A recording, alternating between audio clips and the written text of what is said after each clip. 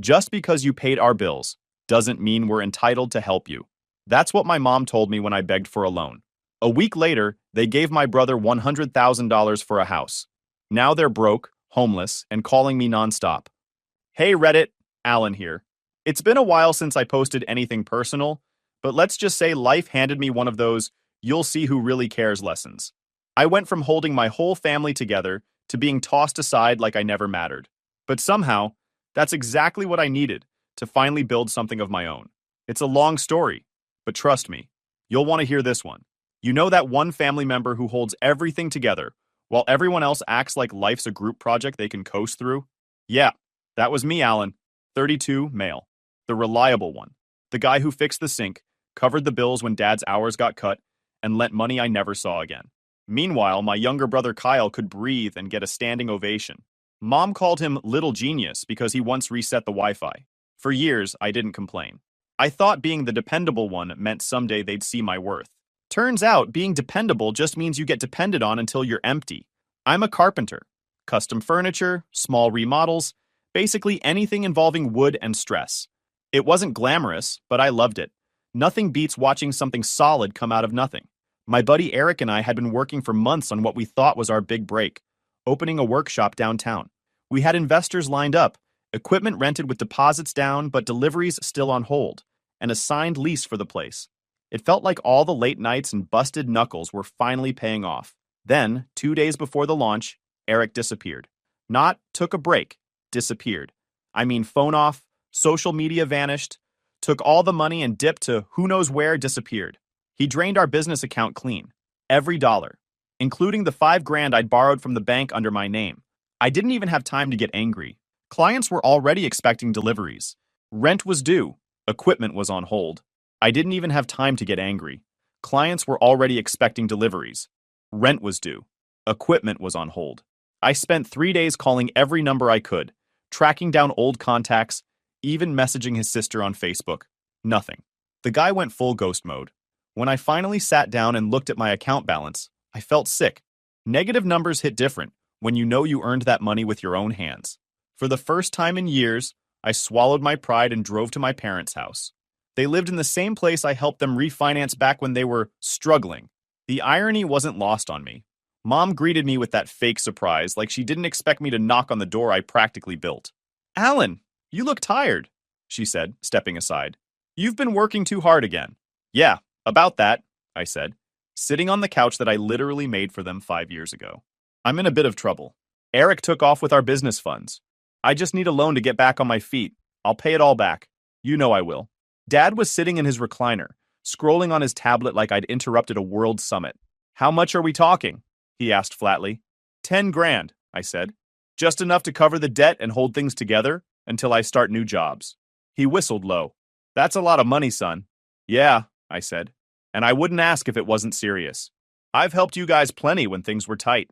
That was the part that set him off. He leaned forward and said, "Just because you helped us doesn't mean we have to help you." I thought he was joking. I even laughed. "Good one, Dad." He didn't smile. Mom crossed her arms. "You've always been independent, Alan. You'll figure it out. You always do." I just stared at them. My brain couldn't decide which emotion to process first. Shock, anger, or the urge to walk out before I said something I'd regret. "Right," I said finally. "Independent. That's what you call it when you forget who's been paying your power bill half your life." "Watch your tone," Dad said, eyes narrowing. I stood up. "Don't worry, you won't have to hear it again." Mom tried to soften it with her voice. "Don't make this about the past. We just can't help right now." "Sure," I said. "You can't." "Got it." I walked out without another word. They didn't follow me. Didn't call. Nothing. That drive home was quiet. Too quiet. I remember gripping the steering wheel so tight my knuckles hurt. The whole way back, I kept replaying Dad's voice in my head. "Just because you helped us doesn't mean we have to help you." You'd think years of being treated like the backup son would make you immune to disappointment. But that one hit different. By the time I got back to my place, reality had already set in. I sold some of my tools to cover the immediate debts. The bank wasn't forgiving either. Sympathy isn't a checkbox on loan forms. But here's the thing. I'm not the type to stay down. If no one was coming to save me, fine. I'd save myself. I made a quiet promise that night. The next time my parents heard my name, it wouldn't be because I was asking for help. it would be because I didn't need them anymore. And trust me, I kept that promise. A week later, my phone buzzed. Mom flashed across the screen. First call from her since the "just because you helped us" speech. For a second, I thought maybe guilt had kicked in. Maybe they realized how cold that talk was. I wiped my hands on my jeans and answered. "Alan, honey," she said in that voice she uses right before saying something I won't like. "We're having a family dinner Sunday. Your dad and I have an announcement." "Announcement," I repeated, a little skeptical. "Yes, it's important. We'd really like you to be there." I hesitated but said yes. Part of me still wanted to believe maybe they came around. Maybe they wanted to help after all, or at least talk things out. I didn't want their money anymore. Well, not unless it came with an apology. But some part of me hoped they'd show they actually cared. So that Sunday, I showed up. Same house, same furniture, same fake welcome. Kyle was already there, leaning on the counter like he'd just come from a shampoo commercial. "Hey, bro," he said, giving me that smug grin that made me want to sandpaper my own eyes. "Kyle," I said flatly, kicking off my boots. "Still living the dream?" "Trying to," he said, laughing. "Big things coming." He always had big things coming. Never finished things, just coming. Mom set the table like it was Thanksgiving. Roasted chicken, mashed potatoes, the works. It was weird. They hadn't cooked this nice in years unless someone got promoted or pregnant. I sat down across from Kyle. Dad cleared his throat like he was about to deliver a corporate presentation. "Your mother and I wanted to share some exciting news," he said. "We've decided to help Kyle with a down payment on a house." I blinked. "What?" Mom smiled proudly. "We're putting $100,000 toward the house to help him start his life. He and Jenna found a nice place near the lake." I thought I misheard her. "You're giving Kyle $100,000? Dad nodded like it was the most natural thing in the world. He's at that stage in life where he's ready to settle down, start something stable. I looked between them, waiting for the joke. None came. "You refused to loan me 10 grand a week ago when I was drowning," I said, keeping my voice calm but sharp. "Now you're just handing him 100,000? Are you serious right now?" Mom sighed, as if I was the one being unreasonable. "Alan, that situation was different. You were involved in something risky. Kyle's buying a home. It's a smart investment." "Risky," I said, laughing dryly. "I build furniture, Mom, not slot machines." Dad cut in. "Don't start. Your brother's worked hard for this. He's earned our trust." I looked at Kyle. "Earned it how?" "He's had 3 jobs in 2 years. The guy changes careers like most people change socks." "Hey," Kyle said, defensive now. "I've been saving. I've been planning." "With what?" I shot back. "Your moral support fund?" "Enough," Dad said, raising his voice. "This isn't about competition. You made your choices. Kyle made his." I leaned back in my chair, biting my tongue. The room went quiet except for the sound of Mom refilling her glass of water, like she was trying to drown the tension. "You know what?" I said finally. "You could have just said you don't care." Would have saved me the drive. "Don't be dramatic," Mom said, giving me that dismissive tone she's perfected over the years. "We still love you." "Yeah," I said. "Just not enough to treat me like family." Dad slammed his fork down. "You're being ungrateful. Kyle never talks to us this way." "Kyle never had to," I said. "You hand him everything." He stood up. "You need to leave, Alan. I won't have you ruining this night." "Fine," I said, standing too. "Wouldn't want to ruin the celebration of hypocrisy." "Don't come back until you've learned some respect," he snapped. I laughed once, short and humorless. "You mean until I forget this conversation?" "Yeah, not happening." Kyle tried to speak up, but I didn't even look at him. I just walked out. Mom didn't follow. Dad didn't stop me. Door slammed, end of story. Except it wasn't the end. The next morning, I checked my bank app. My loan payment was due in 2 days. I had 2 options, sink or start selling. So I sold. Back then, I still owned a small house I'd fixed up myself. First went my custom saws, then my table planer, then the house itself, the one I bought and remodeled with my own hands. Watching strangers tour it felt like watching someone date your ex while you're standing right there. I used the money to pay off every cent I owed. What was left went to a deposit on a small apartment that looked like a punishment for existing. The bathroom had more mold than tile. The walls smelled like someone had been cooking disappointment for 20 years straight. But it was mine. Paid for by me, not them. For a while, I took whatever work I could get. Repair jobs, furniture restoration, assembly gigs for people who couldn't tell a screwdriver from a hammer. Long days, longer nights, and every time I'd start to get tired, I'd think about that dinner table, that smug smile on Kyle's face, and those words from my dad. "You made your choices." Yeah, I made my choices. Now it was time to make them regret theirs. That night, I sat in my crappy apartment, sketching new designs by lamplight. My hands were sore, my back was killing me, but for the first time in a long time, I felt sharp again. I wasn't just going to rebuild my life. I was going to do it so well they'd choke on their regret. But starting from zero isn't poetic. It's ugly. It's cold mornings where your breath fogs in your own apartment because the heater only works when it feels like it. It's eating microwave noodles at 2 a.m. because you're too tired to cook and too broke to order out. It's an air mattress that keeps deflating in the middle of the night, so you wake up on the floor feeling like life's punching you in the spine just to remind you you're still alive. I'd wake up before sunrise, shove a granola bar in my mouth, and head out with my toolbox. I took every job I could get: cabinet repair, fixing busted porch steps, building someone's doghouse. Didn't matter. If it paid, I did it.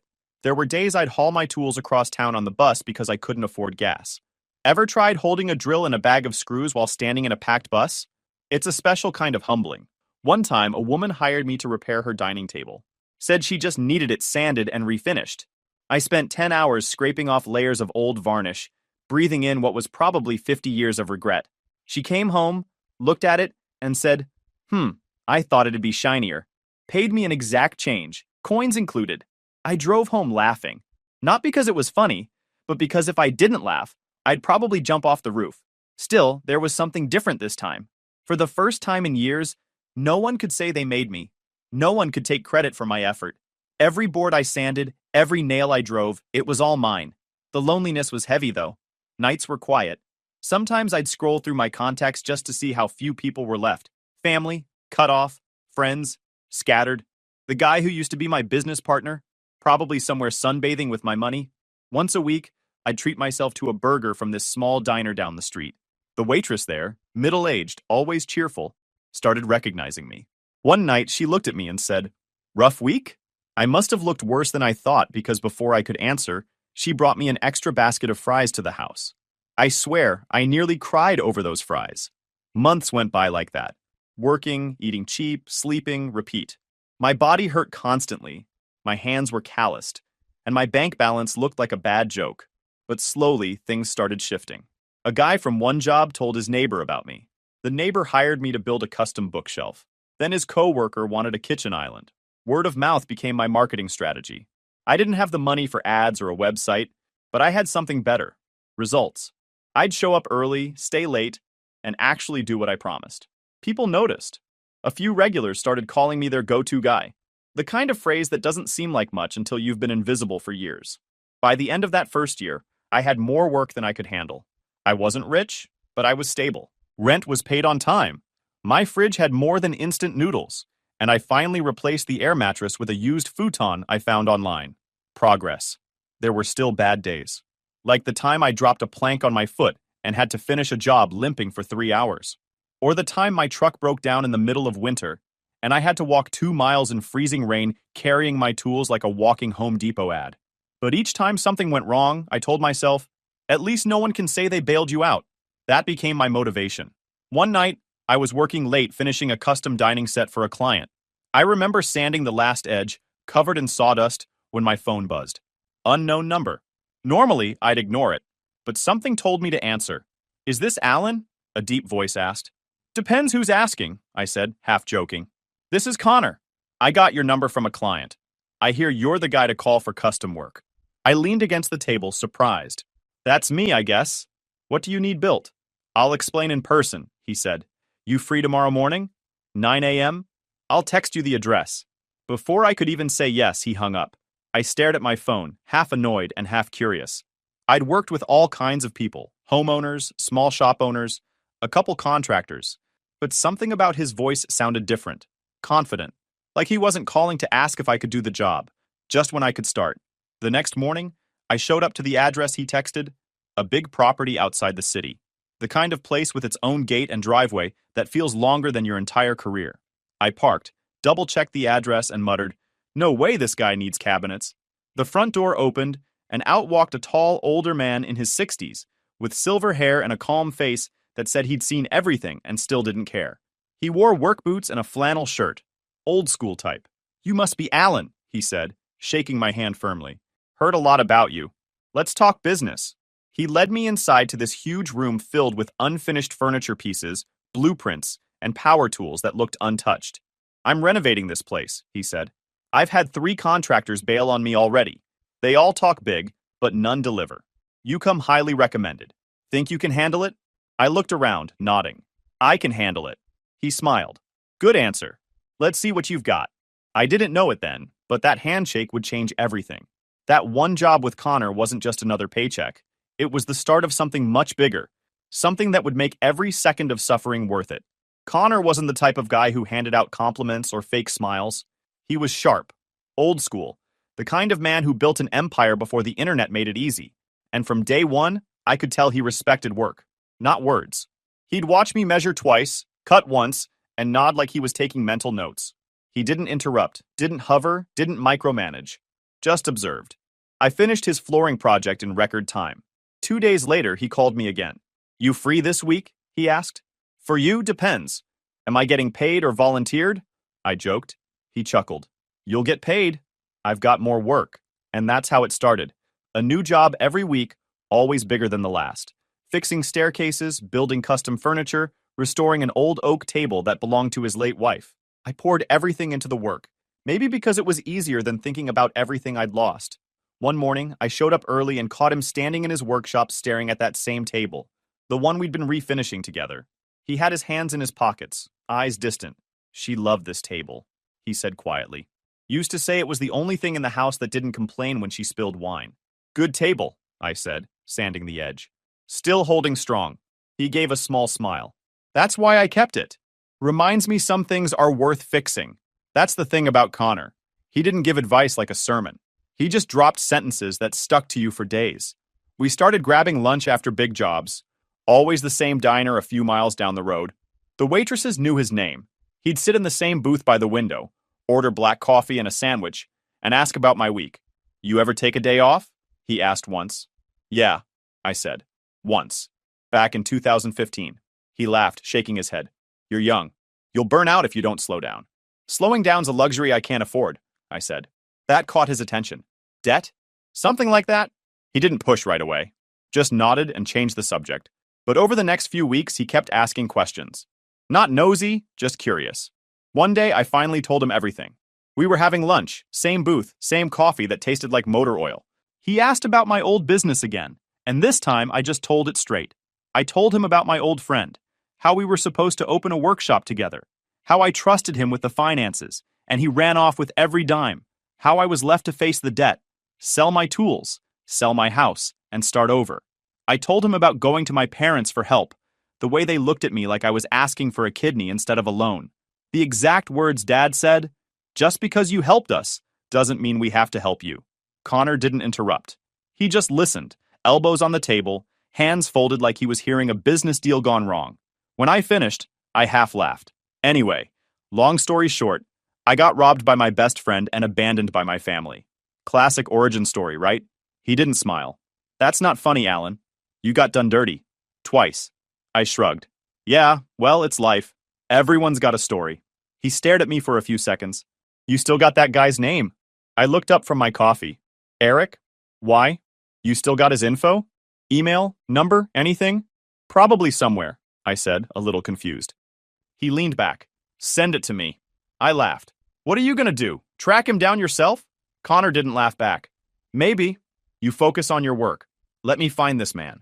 The seriousness in his tone made me pause. Connor, I appreciate it, but you don't have to. I know I don't have to, he said, but I want to. I hate thieves. Always have. The world only works if a man's word means something. I studied him for a second. You're serious? He nodded. Dead serious. I tried to play it off. What? You got a secret FBI team in your basement or something? He smirked. Something like that. You'd be surprised who owes me favors.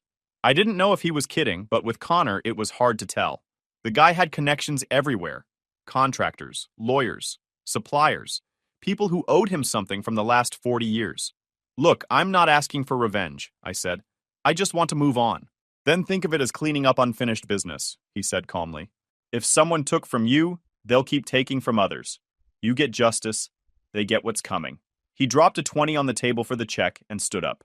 Send me the info tonight. I'll take care of the rest. I sat there for a few seconds after he left, stirring my coffee and wondering what the hell just happened. Connor wasn't the type to joke about stuff like that. And honestly, I didn't know what shocked me more, that he believed me after hearing my story, or that he actually cared enough to do something about it. That night, I went home, opened my laptop, and dug through old files until I found Eric's last known contact info.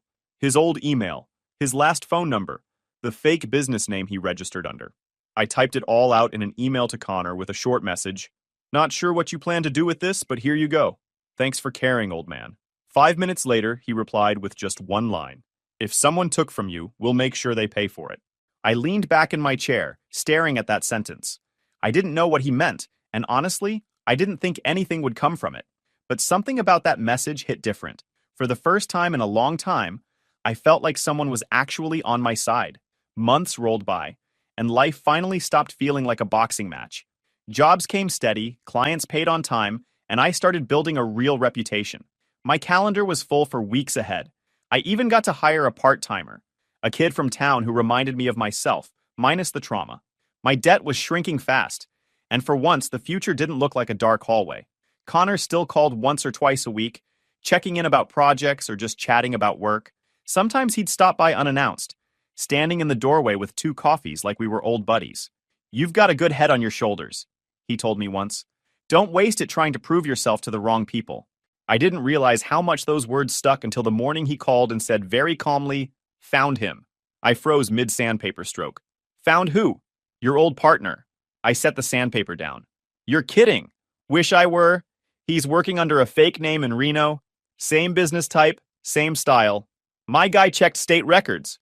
Registered 6 months after he disappeared on you.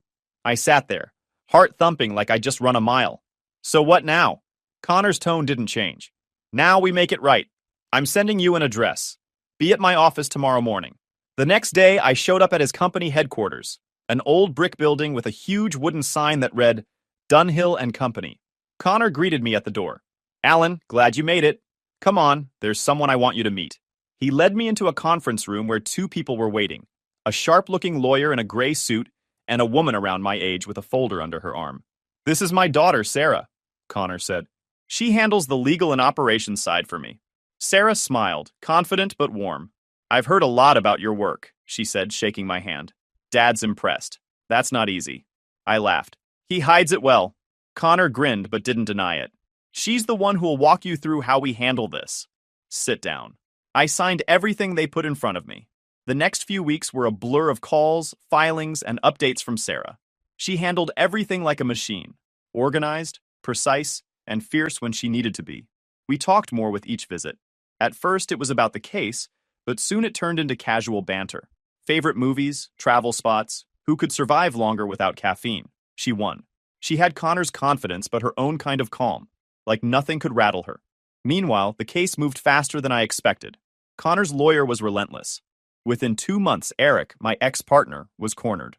The evidence was airtight. Emails, contracts, even photos of him presenting my designs under his fake company name. Instead of dragging it to trial, he caved fast. Our lawyer pushed him into a settlement. A few weeks later, the check cleared. Enough to clear my debts completely and still have breathing room. I stared at the final numbers, half laughing, half shaking. Connor clapped me on the shoulder. Told you hard work pays off when you stop running after people who don't deserve you. I smiled. Guess you were right. Sarah grinned too. He loves being right. Don't let it go to his head. I'm standing right here, Connor said dryly, then added, You 2 should grab lunch and celebrate. I've got meetings. That's how our first lunch happened. Just me and Sarah at a little place down the street. By the time we finished eating, I realized I hadn't thought about my parents or Eric once.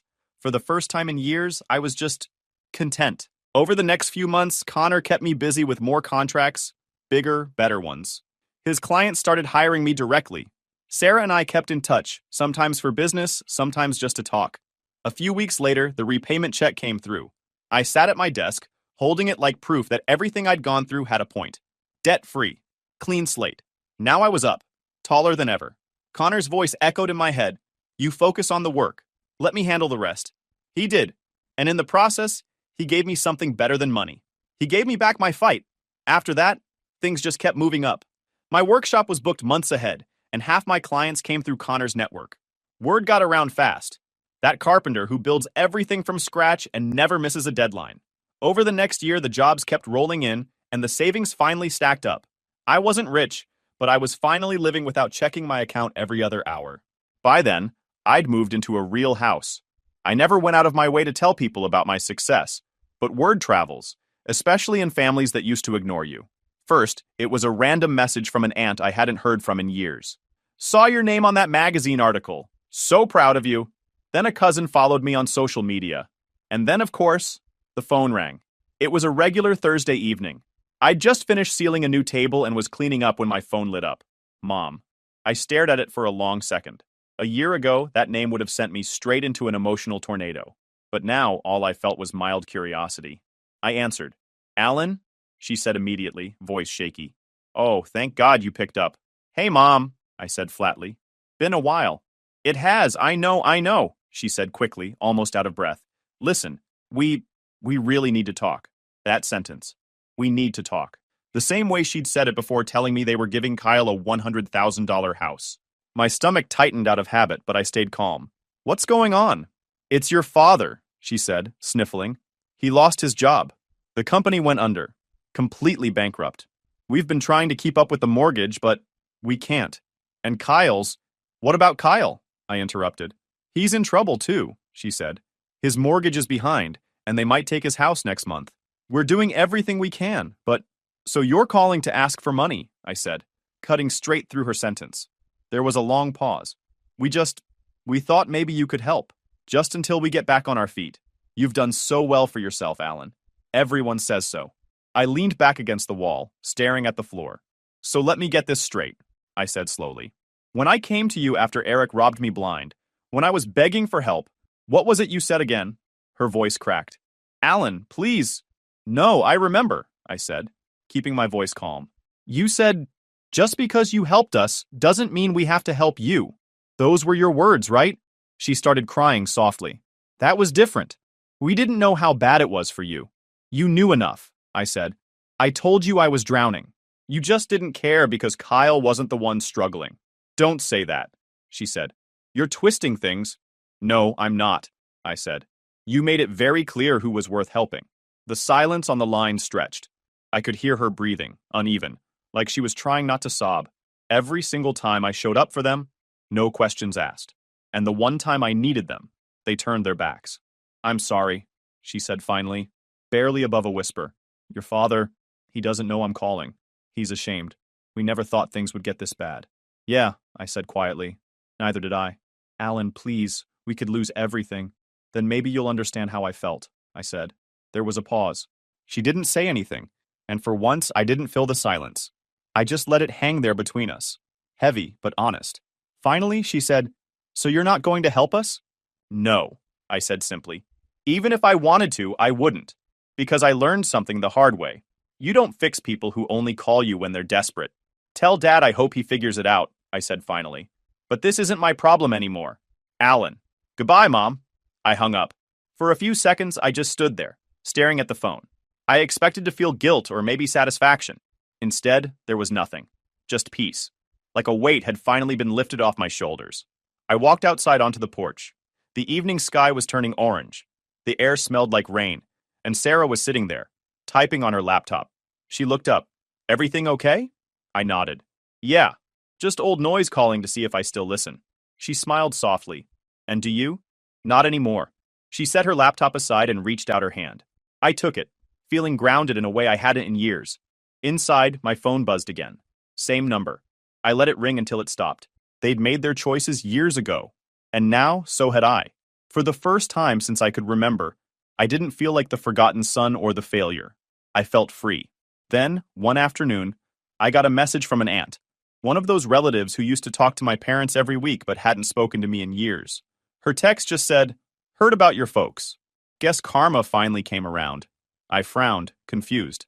What do you mean? A few hours later, another cousin called. Man, you haven't heard? He said. Your dad's company bankruptcy hit them hard. They lost the house. Bank took it last month. I sat there, silent. What about Kyle? Your golden boy ran off. They'd put him on the account to help with bills. And he drained what was left of your dad's retirement fund before disappearing. No one's heard from him in weeks. Your parents are basically living in a rental now, and the rest of the family wants nothing to do with them. Words out about how they treated you. I didn't even know how to respond. I wasn't happy or angry, just done. Like I was listening to the ending of a story that stopped mattering to me a long time ago. Thanks for letting me know, I said finally. But honestly, I don't need updates on them. Yeah, I get that, my cousin said. Just figured you'd want to know the universe balanced the scales. When I hung up, I sat in my truck for a while, staring at the steering wheel. They'd spent years pretending to be the perfect family. Two-story house, picture-perfect holidays, bragging about Kyle's responsible choices. All that gone. It didn't feel like revenge. It felt like gravity, things finally falling where they were supposed to. Over the next few months, life for me and Sarah just kept getting better. We saved enough to buy a piece of land about 40 minutes outside the city, 5 acres surrounded by trees and silence. The kind of place where you could actually hear the wind and forget what stress sounded like. Connor showed up one weekend, unannounced as usual, with a thermos of coffee and that proud look he got when he didn't want to admit he was proud. "So this is where you've been hiding," he said, looking around. "Trying to build something quiet," I said. "For once." He nodded. "Looks good. You've come a long way, Alan. Most people would have given up." "Yeah," I said. "Guess stubbornness finally paid off." He chuckled. "Your dad ever taught you that?" I looked up at the half-built roof. "No, but maybe it's better that way." He didn't argue, just sipped his coffee and said, "You did what real men do. You built your own piece." By the following summer, the cabin was done. It wasn't big or fancy, just 2 rooms, a small porch, and windows that framed the sunset perfectly. Sarah and I started spending nights there, bringing food, candles, and a small radio. It became our place, our quiet bubble away from everything else. One evening, Connor came by again, this time with a bottle of sparkling juice and a grin. "For the housewarming," he said. "Can't have a cabin without a toast." We sat outside as the sun dipped behind the trees. Sarah leaned on my shoulder, and Connor raised his cup. "To new beginnings," he said. "To peace," I added. He smiled. "Same thing, really." As night fell, fireflies flickered across the trees, and the creek nearby murmured in the dark. I thought about my parents. Not with anger, just with clarity. They'd spent their lives chasing image and control, while I'd found happiness in sawdust, sweat, and simplicity. I didn't need them to apologize or see my worth anymore. I'd already proven it, not through words or revenge, but through the life I built without them. Sarah squeezed my hand. "You thinking about them?" she asked softly. "Yeah," I admitted, "but not the way I used to." She nodded, resting her head against me. "You know, you didn't just rebuild your life, you rebuilt yourself." "Maybe," I said with a small smile, "or maybe I just stopped building for the wrong people." The crickets filled the silence after that, and I let it stay. It was the kind of peace I used to think only other people got to have, but now it was mine, earned, not given. As the last light faded, I looked at the cabin, at Sarah, at the man I'd become, and it all hit me how far I'd come from that moldy apartment and that phone call where my own mother told me I wasn't worth helping. They lost everything trying to fake stability. I found peace by starting from nothing. I leaned back, took a deep breath, and smiled to myself. "I didn't win by revenge," I said quietly.